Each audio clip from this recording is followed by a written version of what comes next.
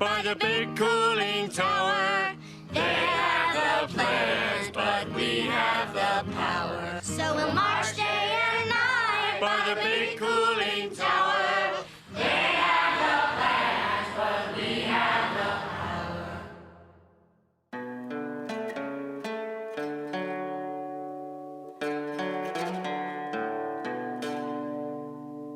Hi everyone, Brianna here. I wanted to let you know that we're switching things up a bit with our release schedule. Instead of our traditional episode, this week we're releasing some of Bernie's greatest hits from the last few weeks, which have seen Bernie introduce plan after plan of the most ambitious, progressive, and desperately needed policies in the history of presidential politics. We've seen Bernie's Green New Deal for combating the climate crisis, an existential threat to all life on this planet that the ongoing burning of the Amazon will only exacerbate. We've seen Bernie's workplace democracy plan, which would double union membership, and after 40 years of eroding conditions and rights, put the government back in the ring on behalf of workers. And we've seen Bernie's criminal justice plan, dubbed Justice and Safety for All, which, among many other things, would end cash bail, legalize marijuana, ban private, for-profit prisons, and make it easier to prosecute abuses by the police. We're also including some truly compelling stories that supporters shared at town halls and rallies. We'll be releasing episodes like this every other week, alternating with our traditional episodes. I hope this gives you a taste of what it's like to tag along as Bernie crisscrosses this country and continues to change the terms of the debate. And of course, be sure to tune in next week for our full episode exploring Bernie's criminal justice plan, which, like so many of the campaign's ideas, would be a game changer.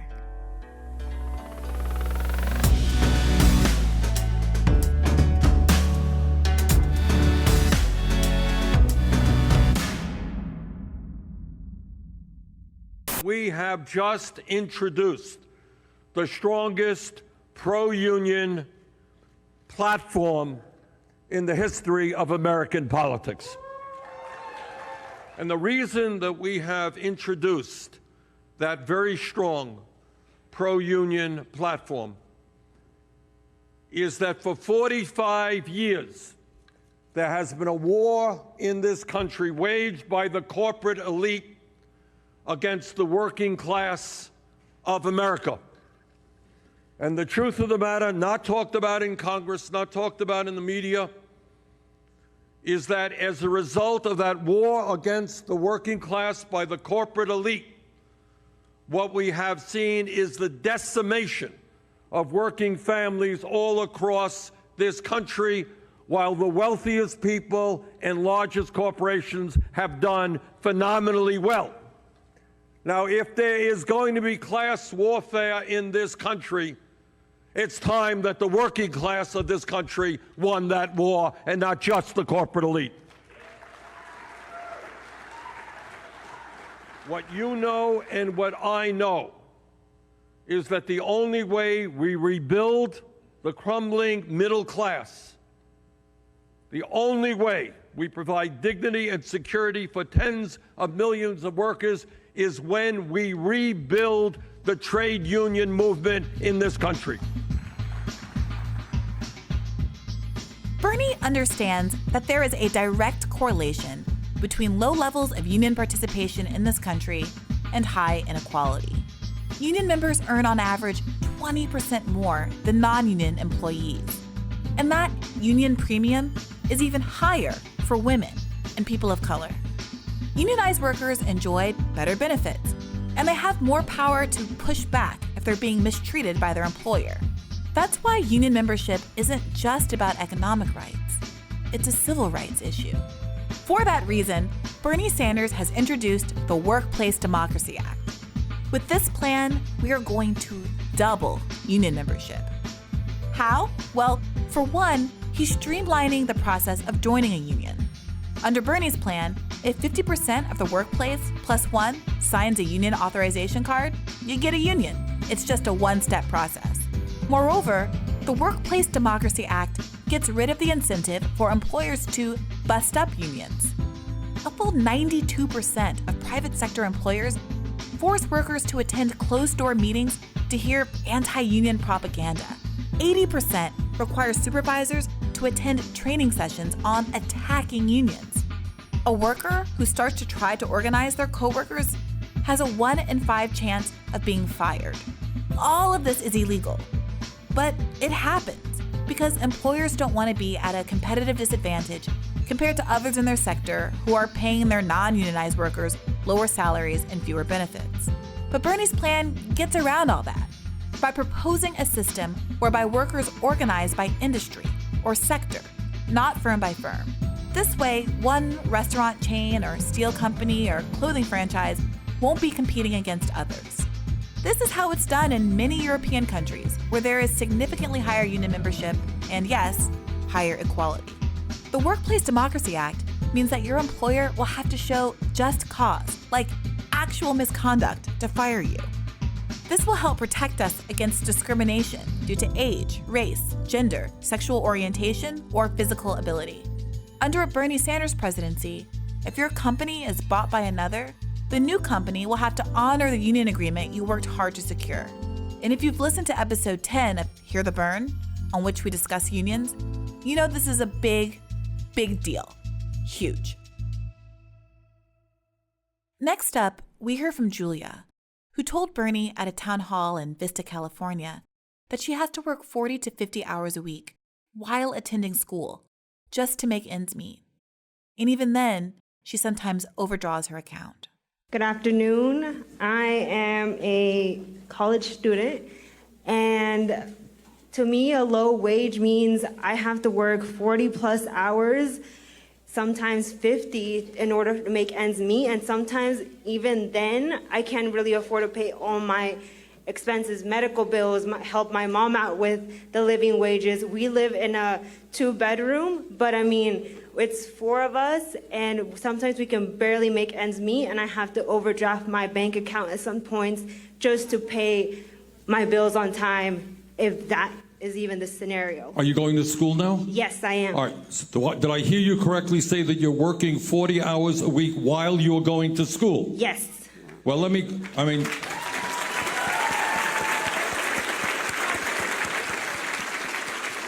I'm sorry, your first name is? Julia? Julia? Yes. All right, Julia, stay there, Julia.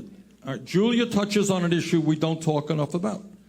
We say we want our young people, like Julia, to get the best education they can. I don't know, and Julia, you'll tell me, how do you do your studies if you're working 40 hours a week to bring in money that your family needs? Doesn't it impact your ability to learn? Yes, it does a lot. I sleep 2 hours sometimes. I have to drive my whole family around to their jobs and my job and school. And sometimes, it's either you sleep or you don't sleep. It's just one of those things that I have become accustomed to, and it's painful because I work hard so my siblings don't have to put in that much work themselves, so they don't have to suffer what I'm going through right now. Okay. Thank you so much, Julia. All right. So everybody heard what Julia said. It's a young woman who's trying to do the right thing. She's going to school, and while she's going to school, she's working 40 hours a week. I think that in the wealthiest country on earth, when our kids go to school, they should be able to focus on their studies and not have to work 40 hours a week.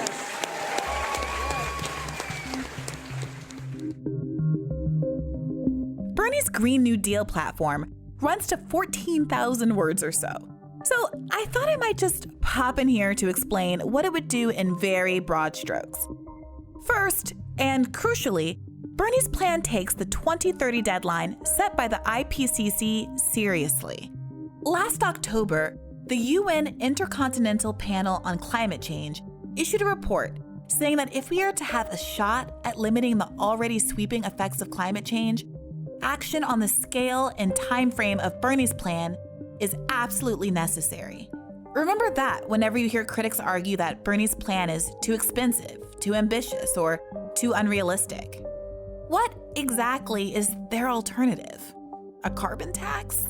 Sure, that might work if it were 1990. Bernie's plan would transform the United States energy grid, investing billions in transitioning to 100% sustainable energy, retrofitting old buildings, modernizing grid infrastructure, and strictly regulating greenhouse gases.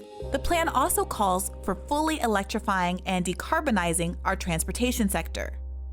Transforming those two sectors, energy and transportation, would on their own reduce U.S. emissions by 71%. What's more, Bernie's plan recognizes that this crisis is global and provides $200 billion to help other countries reduce their emissions. All of this would be paid for by selling energy on the open market, taxing the new green jobs that the plan would create, and reducing military expenditures on, for example, protecting oil shipping lanes. As Bernie mentioned when he introduced the plan in Paradise, California, site of the devastating 2018 Camp Fire, he does not shy away from confronting the forces that got us in this mess in the first place. This, again, is kind of radical, but I think we have got to think of these things. We're in, and I mean that very seriously, that in this moment of global crisis, we have got to rethink the way we have looked at the world. That's where we're at. We are finally going to end the fossil fuel industry's legal immunity. Now, what does that mean? What does that mean? This is an important issue. Look, everybody makes mistakes. Everybody in this room has made a mistake. Every doctor has made a mistake. Every engineer, even politicians occasionally make mistakes. But what we have got to look at is if somebody produces a product and it turns out to be a harmful product, and they say, oh my God, we didn't know that. That is one thing, and that happens all of the time. But when somebody produces a product which they knowingly understand to be harmful, that is a different situation. Today, just 100 companies have been the source of more than 70% of the world's greenhouse gas emissions in the last 3 decades, 100 companies. They have been permitted to walk away from their toxic spills, their abandoned wells, and other environmental disasters. Documents have emerged, as many of you know, in court cases that show that the top fossil fuel executives have known for decades that their products were destroying the planet, and they buried those documents in order to continue making as much money as possible. So there is a difference between ignorance, just not knowing, and suppressing the truth. Make no mistake about it. What the executives of ExxonMobil and other fossil fuel executives are doing is exactly what the tobacco industry did when it lied about the health risks associated with smoking. Conduct that led to federal racketeering convictions.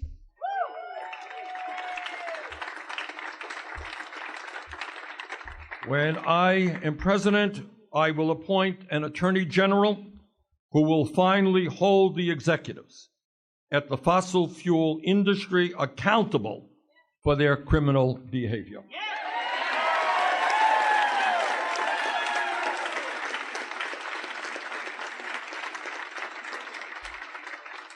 Further, we will eliminate all of the fossil fuel industry's tax breaks, of which there are many. Last year, if you can believe it, as a result of Trump's tax giveaway to the rich, not only did 24 fossil fuel companies throughout the country pay nothing in federal income taxes, they actually received a $2 billion tax refund from the IRS after making $38 billion in profits. So take a step back and think about it. Here you have an industry which every day is helping to destroy our planet. You got many of them not only paying nothing in federal income tax, they have received a $2 billion tax refund from the IRS. So we say to the fossil fuel industry, We will end those tax giveaways and substantially raise taxes on the companies that are creating the climate crisis.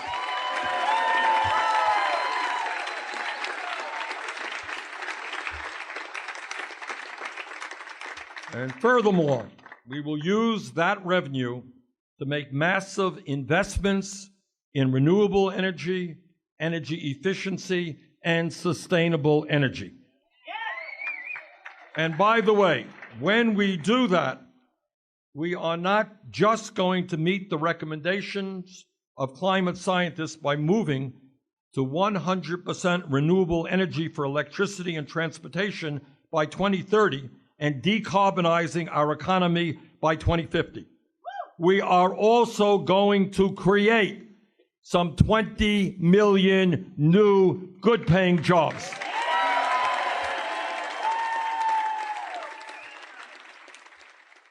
One part of the plan that I find fascinating, which is about how power is generated and distributed. You talk about there's some federal public administration of power in this country based on the Tennessee Valley Authority and others. Basically you propose essentially a federal takeover of the whole thing, that essentially a Tennessee Valley Authority extension for the whole country, right? Am I understanding that correctly? Yeah, you're in the ballpark. That's right. Look, the TVA has done a lot of good work. It produces electricity from hydropower and other sources. What we need to do is have an aggressive federal government saying that we are going to produce a massive amount of electricity from solar and from wind and from other sustainable energies, and we will sell it out. And by the way, we're going to make money doing that. But you can't nibble around the edges anymore. We need to transform our energy system. That means a massive increase in sustainable energy. I want to interrupt Chris's interview with Bernie to explain what the Tennessee Valley Authority is. The TVA was created in 1933 as part of FDR's New Deal to provide both power and poverty reduction to the Tennessee Valley, one of the regions worst hit by the Great Depression. The TVA remains a federally owned corporation that provides power to some 10 million people across 7 states, a mix of nuclear, coal, natural gas, hydro, wind, and solar. The cool thing about the TVA is that it's completely self-funding and continues to invest heavily in the Tennessee Valley region. So when Chris draws that comparison, yeah, it's like that. And it's awesome. So I think people that watch the program know that I'm not exactly a deficit hawk. I think America's a very wealthy country. It can afford a lot of big investments. But this is really large. I mean, the amount of money we're talking about, you're talking about in the plan replacing every old diesel school bus, which is a really good idea from a climate perspective, replacing old mobile homes in the country, right? It's big and comprehensive. When people say to you, how do you pay for it? Is this a thing that America can afford? You say what?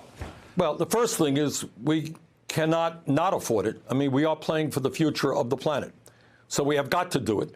And second of all, we pay for this in a number of ways. And one of the ways we pay for it is, as you have just described, a massive federal project that produces sustainable energy is going to make money as well. Furthermore, we do away with the tax breaks and the subsidies that the fossil fuel industry now receives, which in fact is massive. Thirdly, we create 20 million new jobs as we transform our energy system and improve our infrastructure, and those are going to be good-paying union jobs, and those folks are going to be paying taxes. Fourthly, for a variety of reasons, we've got to cut military spending. Fifthly, we do away with Trump's huge tax breaks for the rich. And sixth, we have a progressive tax system which demands large corporations and the rich stop paying their fair share of taxes. So on the job creation front, that the 20 million job number jumped out at me. And at first I thought, well, this is implausible just even within the plan. But the plan, when you're talking about like replacing every diesel school bus in America, which is what the plan calls for, that's a lot of jobs. What is your... To me, there's a mismatch between the promises and the reality that makes these things hard, right? There are coal workers right now out of work in Wyoming. There are coal workers who are stationed, I think, in Harlan County, Kentucky, not getting their pensions, not letting that coal move because they've been screwed time and time again. What do you say to them when they say, why should I believe that the promise you're making can be a reality? Well, one of the things that we do, and we put many, many tens of billions of dollars into a just transition program, which says to those coal miners and the men and women who work on the oil rigs, you are not our enemy. You're working to feed your family. I am perhaps the strongest pro-union, pro-worker member of the Congress. Those people are not my enemy. What is my enemy is climate change. And we have a very, very strong approach to make sure that those workers get trained for new jobs, they get the health care that they need, they get the educational opportunities that they need. But the bottom line of all of this, Chris, is either we believe in what the scientists are telling us or we do not. And if we believe what they are telling us is that we got fewer than 12 years in order to transform our energy system, or else there will be irreparable damage done to our country and the planet. Well, if that is the reality, and I happen to believe the scientists, then we have to act comprehensively. Last point that I want to make on this, Chris, this is not just an American issue. And what is so very dangerous about Trump is that we need a president who is leading the world. That's hard. That is really hard. If you think what I'm talking about for our country is difficult, try getting Russia and China and India, all these other countries involved. And what I have been saying, and I know that this is not going to happen tomorrow, but maybe, just maybe, in the midst of this crisis, maybe the countries of the world wake up and understand that instead of spending $1.5 trillion every year on weapons of destruction designed to kill each other, maybe we pool our resources together and we combat our common enemy, which is climate change. They want an America as good as his promise. And not only are you fighting for an America as good as his promise, you are fighting for a world that is good as his promise. Because climate chaos does not only affect us here in the United States of America, it affects our brothers and sisters all over the world. So this movement, and young folks and seasoned folks, I want you to know that your mission is so high, you can't get over it. And your mission is so low, you can't get under it. And your mission is so wide, you can't get around it. Continue to stand boldly and push until climate justice is won. Thank you, sir. That was Nina Turner in San Francisco last week, where climate activists from the Sunrise Movement lobbied the DNC to host a climate-themed debate. Senator Turner stood with protesters in solidarity, rallying them as few else on earth can. Unfortunately, they were unable to convince the DNC, which voted down the climate debate 17-8. But undoubtedly, they were heard. And that matters. At an affordable housing town hall in Northridge, California, one woman made her voice heard when she told Bernie her story of being foreclosed upon after missing just one payment on a second mortgage. My husband worked for a defense contractor, IT, for almost 20 years, a month shy of 20 years. A management person lost $300 million. They proceeded to lay off 3,000 workers, mostly older workers. My husband lost his job. Then he became disabled. We have been in the disability process for 2 years. We are a week away from losing our home to auction. I'm sorry. I have an MA. I'm working on my PhD.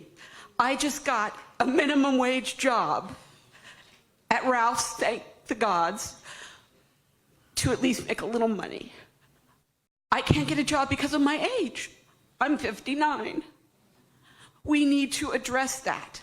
Also, I don't know how many of you people know this because most of you are renters. We were in rent control for 18 years until we saved up to buy a home. A second mortgage can get foreclosed on in the state of California. You can miss one payment of a $900 second mortgage and have your house sold out from underneath you. This is criminal. It should not be allowed. The Social Security disability system, you spend 40 years paying into it. You shouldn't have to be begging to get help from it.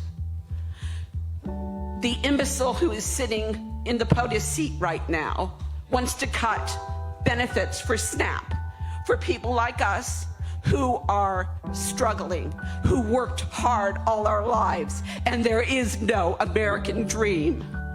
There is only an American dream for the oligarchy, for the wealthy, and the people who have established this income inequality. How many yachts do you need? How many homes do you need? It needs to trickle down.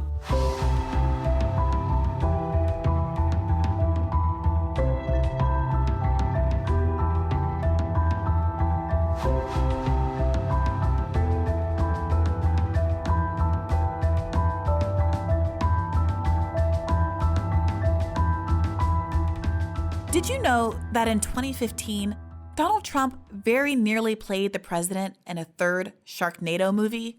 True story. He dropped out to run for real-life president, and we all know how that went. Now, this broke into the news again lately when it was reported that Trump had raised the idea of nuking hurricanes to prevent them from hitting the U.S., an idea that bore an eerie resemblance to the plot of Sharknado 1. Somehow, and I don't know how this is possible, it feels like Trump is ramping up his, well, Trumpiness to whole new levels. Last week, he called himself the Chosen One and quoted someone describing him as King of Israel. He also suggested that American Jews who vote for Democrats are, quote, disloyal to Israel. Bernie, unsurprisingly, had some words for that. I think any Jewish people that vote for a Democrat, I think it shows either a total lack of knowledge or great disloyalty. That if you are Jewish, I gather, to be a loyal American, you got to vote for Donald Trump and Republicans. Well, let me say this to the president. I am a proud Jewish person.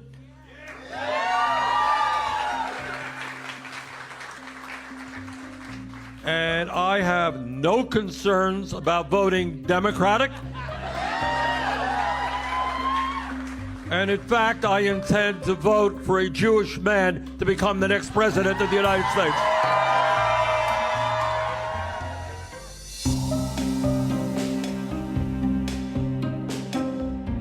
Earlier this month, Bernie sat down with Philip Agnew, co-founder of the Dream Defenders, along with a group of young people in Miami for an in-depth conversation about student debt, healthcare, and criminal justice reform.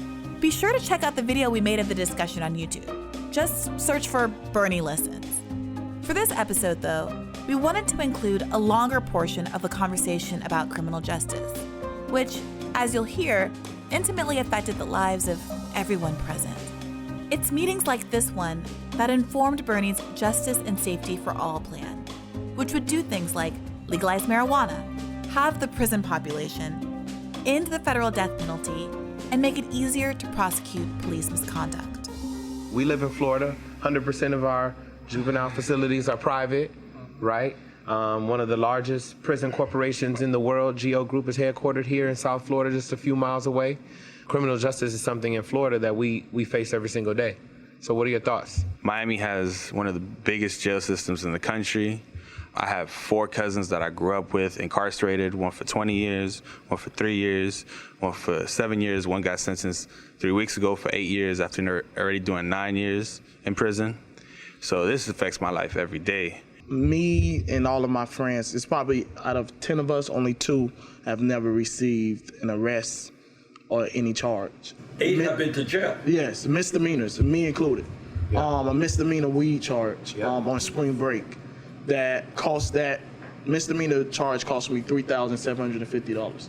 Because to become a teacher, I had to pay the Florida Department of Education a fee every month for drug testing, had to pay a fee for substance abuse counseling for a misdemeanor of marijuana. So I was on that probation for 2 years to get my full teaching certificate in the state of Florida for a misdemeanor weed charge in college. I was a high school teacher in inner city Detroit, and from my classroom to juvenile delinquent facilities or juvenile detention facilities, it was a revolving door. I had a student that walked into my class, February, mind you, the school year starts in August, and he said he'd just gotten out of prison. He was in jail because he held up a convenience store because he was so hungry. He had siblings at home, and they didn't have food, and all he wanted was a bag of chips. And he got sent to prison for that. All these stories just go to show that our justice system is broken, and it is against Black and brown folks. And Personally, I've had misdemeanors with marijuana, and I've had friends have had all these kinds of misdemeanors, and that doesn't just affect your life, but it affects you trying to get an education, you trying to get a job. For me, personally, it was affecting my scholarship. I had to go to my counselors and speak to people at FSU and basically explain to them the situation, explain to them what happened. And it was mostly cops in Tallahassee targeting a certain group or a certain area that they would think that there is going to be a certain demographic that they could basically take to jail or write up or give those tickets to. And it stays on your record permanently. I have a lot of brothers and sisters. I have about 10, and from my dad, and then half brother on my mother's side, and he's the only one that hasn't been in prison. All of my brothers, including my father, have been in jail or prison throughout my life. This past year, I think it was really the first time that I started to think about like who my dad could be if he never been through the system and the things that he could do. Like, he's such a smart man and driven and dedicated, but he cannot participate in our democracy because he can't vote. He's not able to get a job. And it's just so sad because I know I can even fathom the things that he's been through by being through the system and how much it has put him down and broken him. It's so scary because now every time folks share their stories and I hear this, I think about my nephew who is in middle school in Pompano Beach right now, and he's not the best behaved. He's very hyper, very active. He's very sweet and so loving, and I know that this world was not built to have patience for him or to have care enough for him to not be a part of the school to prison pipeline. And he's the reason why I do this work, because I'm just so scared, honestly, about him going through that system and what it's going to do to him. You know, it is just amazing. We got 7 people here, and every one of you has been personally or family impacted by this, and big time. I mean, your families have been devastated by this criminal justice system. Let me ask you just a dumb and simple question. What do we do? I mean, if you're president of the United States, what do you do to prevent so many people, often black men, from spending much of their lives behind bars? What would you guys do? Start building alternatives so we can have less police on the street, meaning funding actual education in these schools with black and brown students, giving programs that are like art, music, sports, and political education so that they can one day build the road to closing down prison doors and making sure police aren't on the street. The first time I was arrested, I was 11. And then I was arrested 7 times later, more, and I'm 23. Having police not be able to do that, the first time I seen someone on the news get shot was down the street from my house. I saw that on the news. And the day that the officer shot the man in North Miami when he was laid down on the back, I seen all those police officers and I was like, oh, they shot somebody. I know 3,000% that they shot somebody because they would not have all those police officers there if anybody was shot. So get these police officers out of our neighborhoods to not do those things to us. You shouldn't be in jail for any marijuana offense, especially if you can sell it freely from Florida to California almost. To start with, I think increasing minimum wage so that families can actually afford to survive. I read somewhere that if minimum wage had increased with the cost of living, it'd be $22 an hour. Wow. I talk about these issues every day, but I don't talk about them in anywhere near as powerfully as you guys do, because in many ways you're living these issues. This is not an intellectual exercise, is it? It's not an abstract idea. You're seeing this stuff every single day. We change the country when people begin talking about the reality of their lives and not being ashamed to do it. A lot of people don't want to talk about this, all right? But what you have to understand, every person here, there are millions out there who are experiencing exactly the same things that you guys have talked about. And they have to know that they're not alone, that they're not the only person who has brothers and sisters who are in jail, not the only person who can't afford health care, not the only person in student debt, not the only person maybe sleeping out on the streets, okay? And when people begin to talk about it, then they ask the question, why? Why does that? Anybody here think it makes sense to give tax breaks to billionaires and cut funding for education or after-school programs? Nobody in America does. Very few people in America do. So the more we talk about it, then we find out that most people actually are in agreement. They want a good educational system. They want health care. They want to breathe clean air. But the people who have the power whether it's Wall Street or the insurance companies or the fossil fuel industry, they have a different agenda. And they don't stay up nights worrying about anybody here. They just worry about what their bottom line is, how much they're going to make in profit next year. And the only way we take them on is when millions of people stand up and fight back. That's the history of change in America. So you guys are part of that. You really are. Each and every one of you are part of that effort to educate and organize people and make the change that this country desperately needs. So I thank you all. Phil, thank you very much, helping to organize this event. Let's go forward. That's it for this week. Let us know what you think at hearthebern@berniesanders.com or send us a tweet with the hashtag #HearTheBern. If you haven't already, please take a moment to rate, review, or like us on Apple Podcasts, SoundCloud, or wherever you're listening. Transcripts will be up soon. Till next time.